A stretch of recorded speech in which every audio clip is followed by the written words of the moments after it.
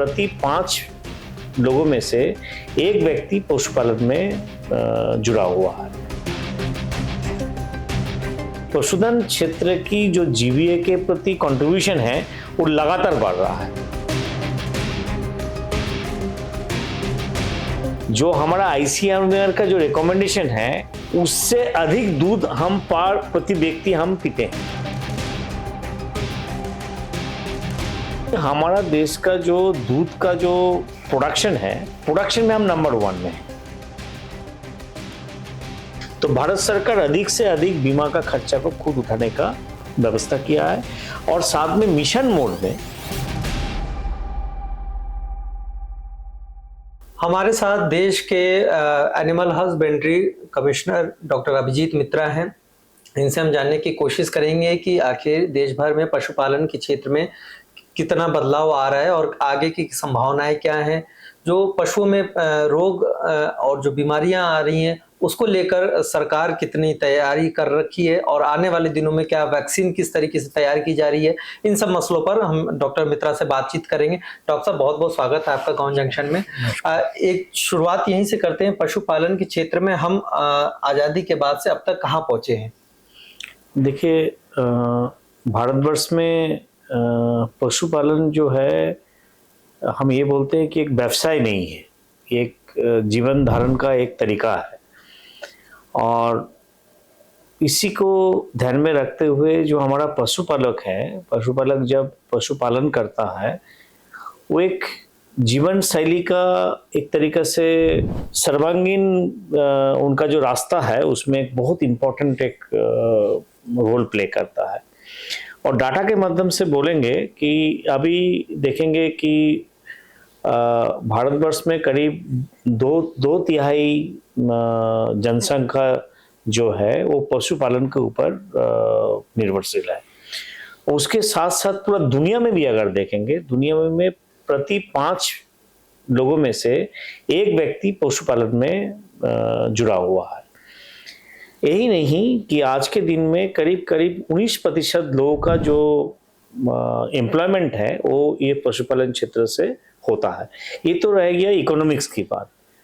दूसरा बात ये है कि पशुपालन क्षेत्र में सबसे बड़ी बात है, पशुपालन क्षेत्र में इकोनॉमी के साथ साथ उसका एम्प्लॉयमेंट जनरेशन के साथ साथ लाइवलीहुड सिक्योरिटी और उसका जो न्यूट्रिशनल सिक्योरिटी, जो ये दोनों के ऊपर ये एक बहुत बड़ा रोल प्ले करता है। अभी जैसे जैसे हमारा देश का इकोनॉमी बढ़ रहा है उसके साथ साथ हमारा खाने का जो तरीका है वो भी बढ़ रहा है। धीरे धीरे लोग बहुत ज़्यादा संख्या में फल, एनिमल से बना हुआ प्रोटीन पदार्थ लेने का तरफ हमारा ध्यान दे रहा है, जिसको हम बोलते हैं animal source food, in short हम बोलते हैं ASF।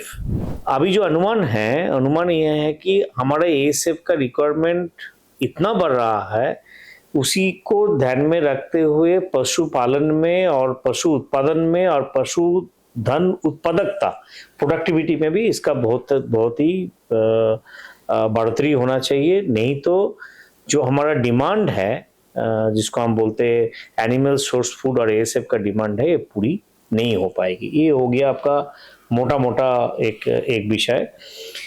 इसके साथ मैं और एक चीज़ आपको बताना चाहूँगा कि अगर आपने एक सवाल पूछा था कि हमारा पशुपालन क्षेत्र देश के जो स्वाधीनता के बाद जो प्रगति हुआ है कैसे हुआ है, एक डाटा के माध्यम से अगर देखेंगे तो आप देखेंगे जो क्रॉप है, जिसको हम फसल अनाज बोलते हैं, अनाज का जो एग्रीकल्चरल ग्रॉस वैल्यू है, GVA जिसको बोलते हैं, उसके ऊपर जो कंट्रीब्यूशन देखेंगे वो कंट्रीब्यूशन लगातार आया तो गिर रहा है, नहीं तो एक स्टेबल स्थिति में है।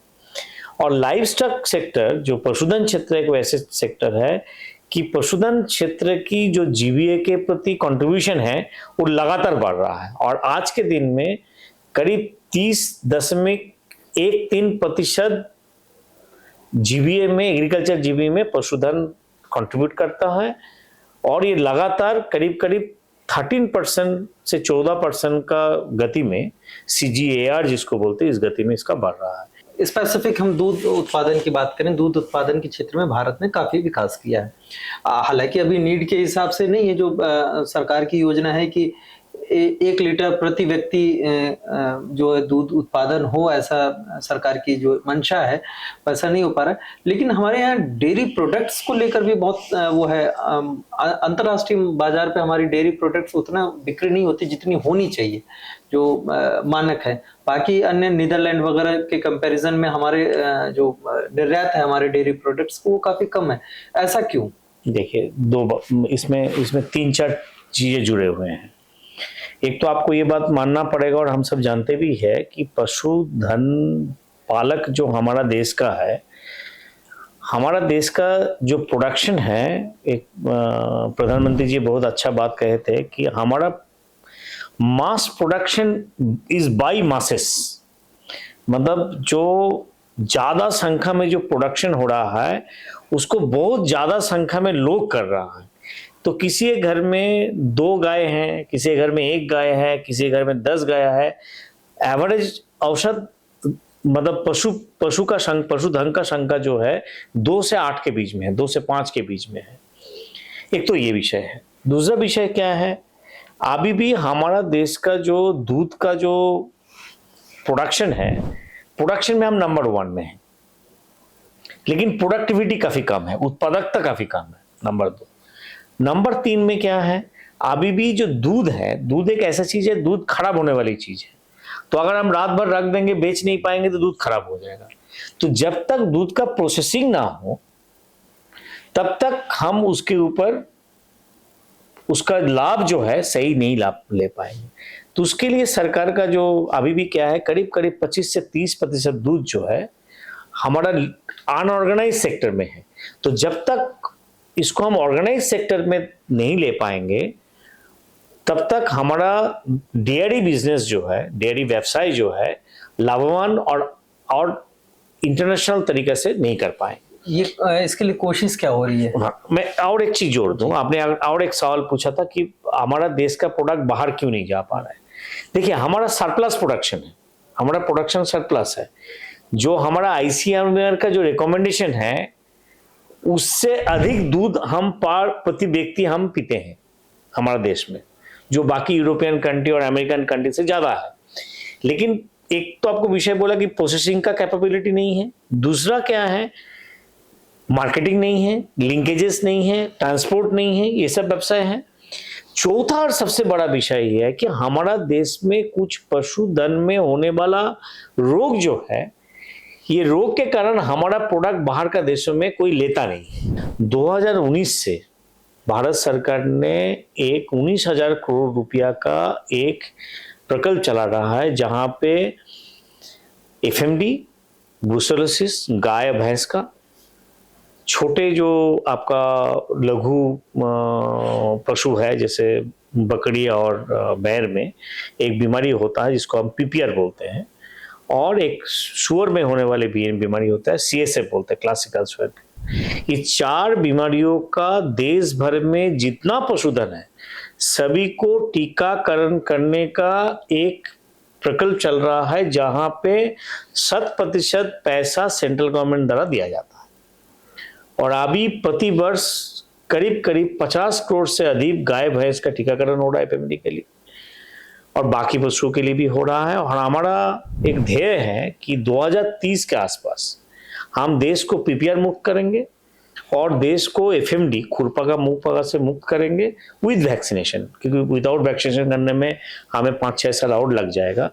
जब ये हो जाएगा तो हमारा देश का जो प्रोडक्ट है ऑटोमेटिकली बाहर में जाने के लिए सक्षम हो जाएगा।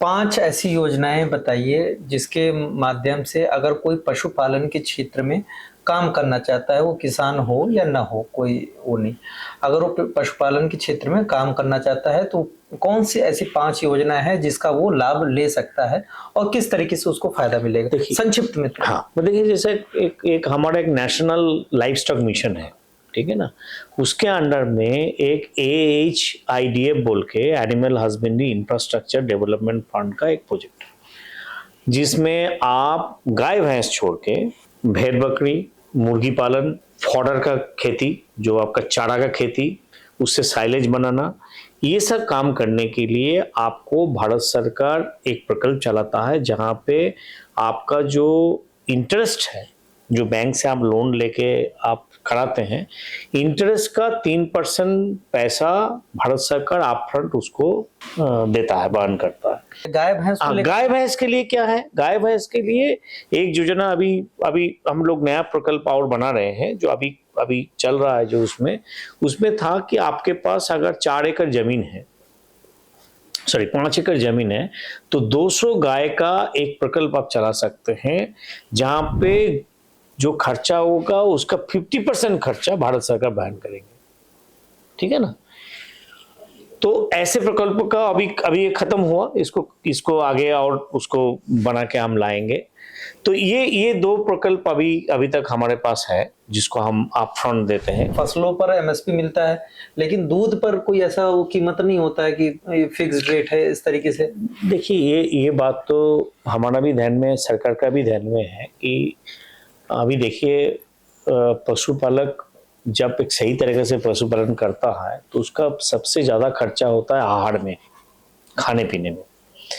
हिसाब ये कहता है 60 से 65% खर्चा जो है खाने पीने में खर्चा हो जाता है। तो आप चारा खिलाएंगे, कुछ दाना खिलाएंगे तो उसका खर्चा तो होगा ही।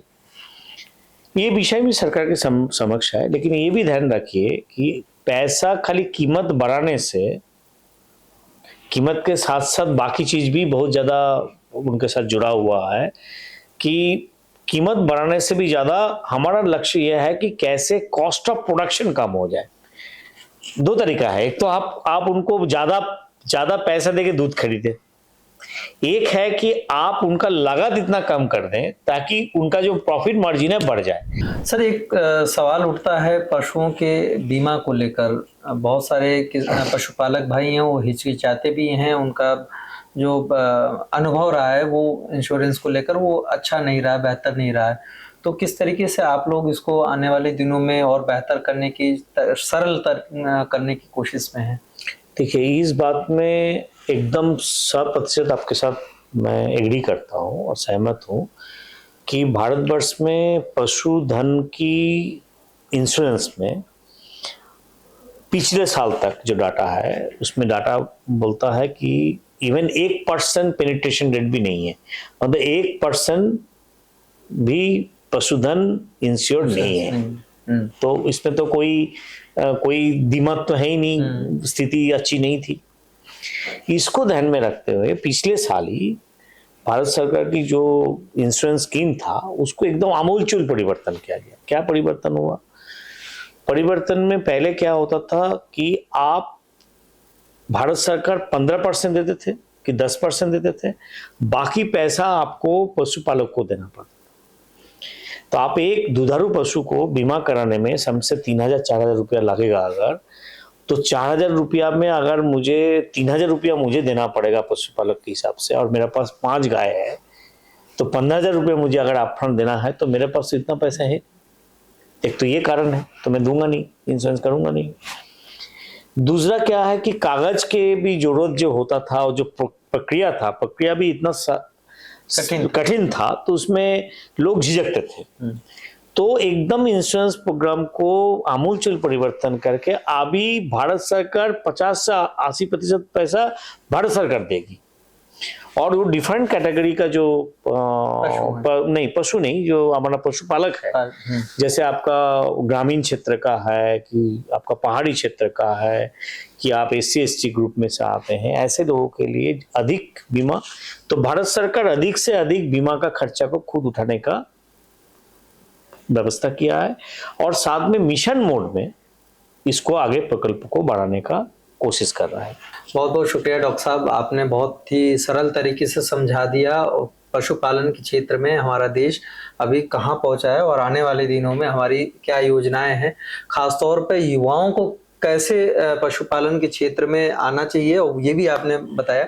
ऐसे ही ग्राउंड रिपोर्ट्स और स्टोरीज देखने के लिए गांव जंक्शन को सब्सक्राइब करना मत भूलें। गांव जंक्शन के लिए हिमांशु मिश्र।